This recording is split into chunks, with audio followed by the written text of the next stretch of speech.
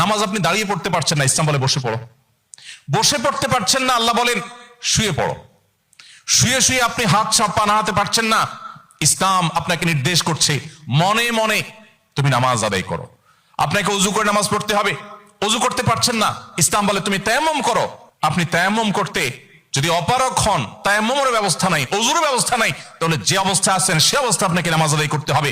নামাজের জন্য সতর ঢাকা ফরজ, কিন্তু এমন কোন পরিস্থিতি আছেন, আল্লাহ মাফ করুক, আপনার সতর ঢাকার ব্যবস্থা নেই, তাহলে ওই অবস্থায় আপনাকে নামাজ আদায় করতে হবে। আপনি যদি এমন কোন পরিবেশে থাকেন যেখানে আপনার পবিত্র কাপড় থাকা নামাজের জন্য পূর্ব শর্ত, অথচ আপনার কাছে পবিত্র কোনো কাপড় নাই, তো ইসলাম ওই অবস্থা আপনাকে নামাজ পড়তে বলে। কেবলার দিকে ফিরে নামাজ পড়া ফরজ, কিন্তু কেবলা কোন দিকে আপনি জানেন না, জানার কোনো উপায় নাই, কাউকে জিজ্ঞেস করেও জানার ব্যবস্থা নাই, আপনার কম্পাসেরও সার্ভিস আপনার কাছে নাই, কোনোভাবে কেবলানের উপর আপনি করতে পারছেন না। এই